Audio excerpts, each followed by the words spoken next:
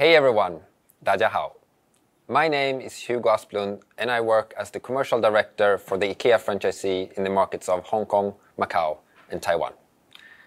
And I would have liked to have been with you in person today, but unfortunately I will not be able to.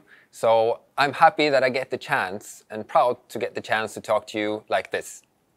Please let me start by sharing our vision with you. Our vision is to create a better everyday life for the many people in this world. Now, this is a vision that inspires more than 250,000 IKEA colleagues throughout the globe every day. It is a vision that is more relevant than ever in these times when we're facing many challenges, such as increasing prices, growing inequality, we're having political instability, and we're in the midst of a climate crisis.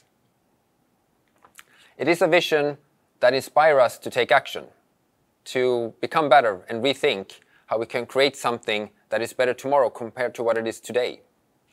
And it's also a vision that is about reaching the many people and thereby creating an impact. So we at IKEA, we have decided to go all in to transform our business into a climate positive one. We are committed to the Paris Climate Agreement, which is about limited climate change to below 1.5 degrees Celsius. Over the last 5 years, IKEA companies have invested more than 7.7 billion euros into fighting climate change and to transform our business. We are doing this together with eminent partners such as the World Wildlife Fund, but also with other major retailers such as Walmart, H&M and Best Buy in what we call the Race to Zero initiative. Our efforts are being recognized and we were very proud to be awarded the most sustainable brand in Sweden earlier this year, as one example. So there's plenty to be proud about. But as the leading home furnishing retailer in the world, we also have a significant impact on the climate. It is estimated that the climate footprint from our value chain equals roughly 0.1% of global greenhouse gas emissions. Being the leading home furnishing brand, it also means that we can inspire others and lead from the front, or lead by example, as we say. Now, leadership and trust comes from both what you do and also what you say. But actions means more than words. So let's take a little look at how we are doing. Back in 2016, we at IKEA made a commitment to become climate positive by 2030 and to reach net zero by 2050. To reduce our climate footprint, we have set the following strategic goals in order of priority, and the first one being the most important. And the first one is to drastically reduce our greenhouse gas emissions. We have set the ambition to by 2030 reduce in absolute terms our emissions by 15%. Taking into account the estimated business growth over the same period of time, this is equivalent to cutting the average climate footprint per product by an estimated 70%. We will do so by promoting sustainable choices and to transforming into a circular business. It's about striving towards electrification and 100% renewable energy, and to use material and food ingredients with a lower carbon footprint. The second priority is to remove and store carbon through forestry, through agriculture. Trees and agricultural crops used for materials, foods and fuels capture carbon dioxide as they grow. They absorb and they store them in the plant itself and also in the soil. So if we manage the land responsibly, we will also be able to reduce the climate footprint in addition to what we store in the products. In contrast to carbon offsets, this happens within our own supply chain and it's part of how we responsibly source material for the IKEA range. The last strategic priority is to go beyond IKEA, and this is about us taking an extended responsibility for the climate footprint of our customers, of our suppliers, and also in the areas where we source our materials. So where are we now?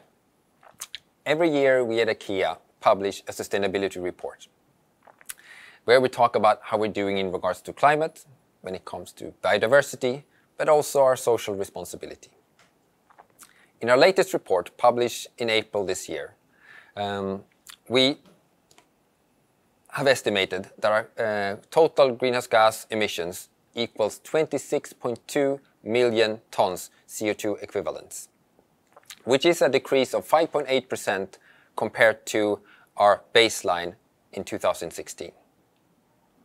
When comparing to pre-pandemic levels, our retail sales are now higher, while at the same time our climate footprint has been reduced by 1.8 million tons. That is equal to a decrease in the footprint per product of roughly 8% between 2019 and 2020, and the trend continues in 2021. This puts us well on track to reach our goal to have reduced our emissions by 15% by 2030. So, what about Taiwan? There are plenty of exciting things happening also here in Taiwan. And just to mention the latest, that in the beginning of June, we installed and started the operations of 2,000 solar panels on the rooftop of our store in Kaohsiung. Those solar panels are now generating energy that equals 14% of the energy that we use in our store in Kaohsiung. That is fantastic. We now actually have solar panels installed on 4 of our 6 stores here in Taiwan, and we want to, of course, increase that. In addition to that, our latest stores, the one in Taoyuan and the other one in Neihu, Taipei, have both been awarded as Green Building Diamond and Gold certificates for their energy efficiency and other smart sustainability solutions. Also in Taiwan are we going beyond IKEA. We are expanding our leasing business, Furniture as a Service, where we provide companies the opportunity to furnish their offices or other part of their business with a more sustainable and more flexible way, which has had a tremendous response from many companies. We're also introducing a buyback service where we provide a second life for IKEA products so people can love them for longer and more customers can love them.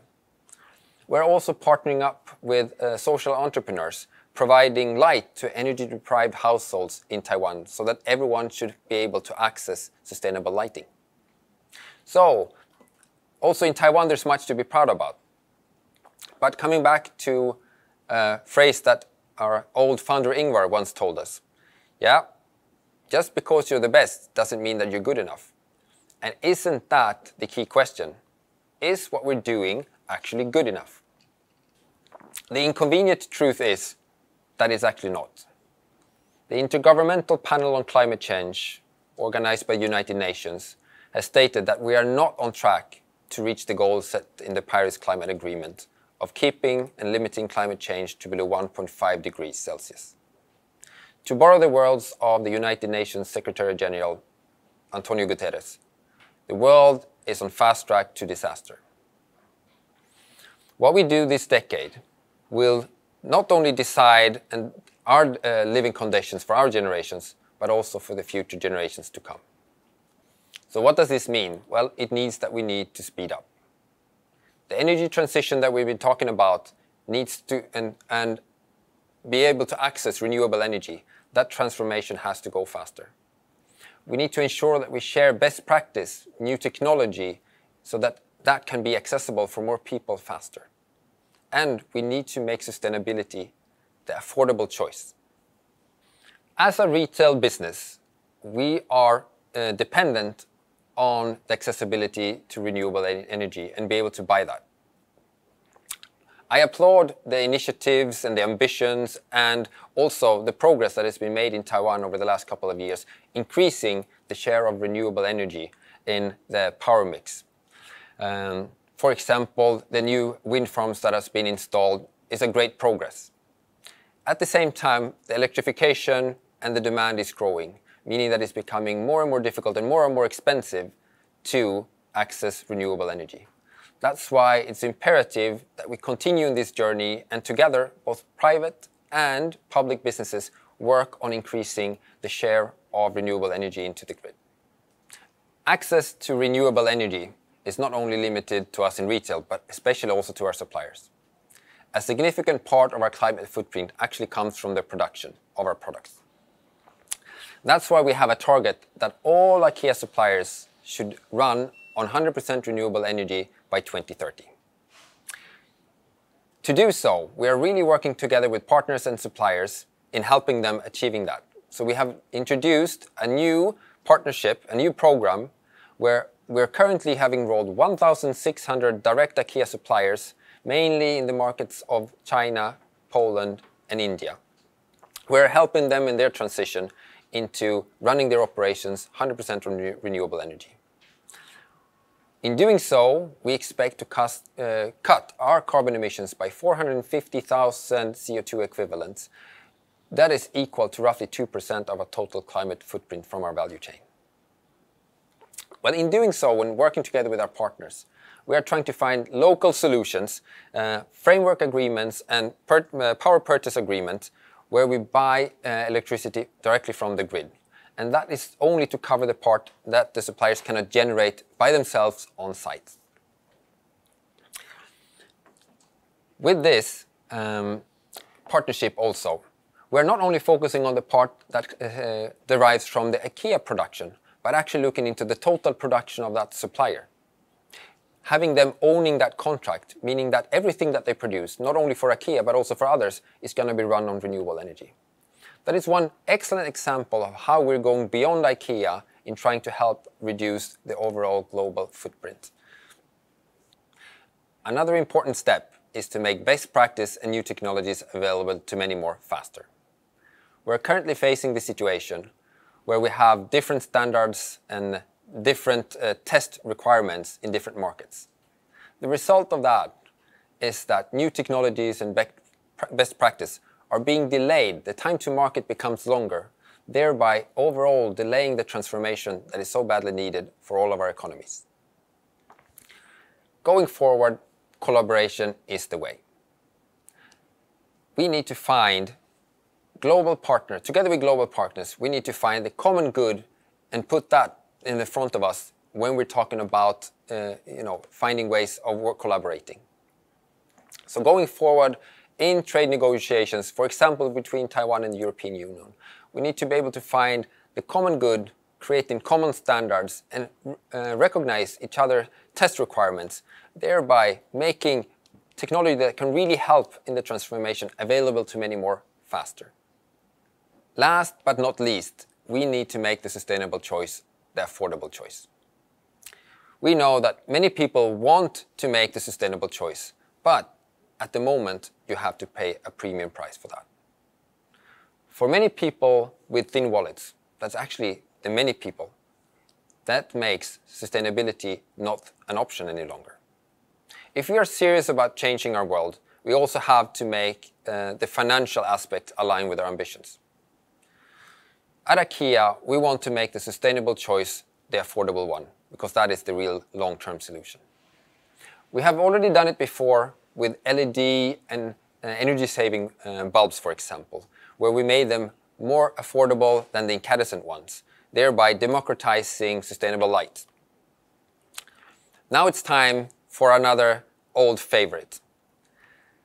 The delicious Swedish meatball is an inseparable part of the IKEA experience. It is a delicious little ball that is loved by both young and old. At the same time, we know that the climate footprint of our meatball is significant, especially considering the volume that we're selling every year. With that in mind, last year, IKEA developed a new friend, the delicious plant ball, Huvudroll. We have now introduced a friend that has a 96% lower carbon footprint compared to the meatball. Now, while we continue to love our meatball, we want to nudge people also to try the sustainable option. That is why we have, for Taiwan, decided that we want to have a 10% price difference in between the meatball and the plant ball, with the sustainable choice being the affordable. That, I think, is something that we all have to do. Now, you have to apologize me, but I've been sitting here in front of this delicious plate of plant balls for the whole time. and I'm getting quite hungry. But if you have any questions, if you want to reach out or if you want to start a dialogue, you will find my email or the email address of our sustainability manager in the next slide. But with those words, I would like to thank you all for listening to me today and wish you a good rest of the day. Hej då!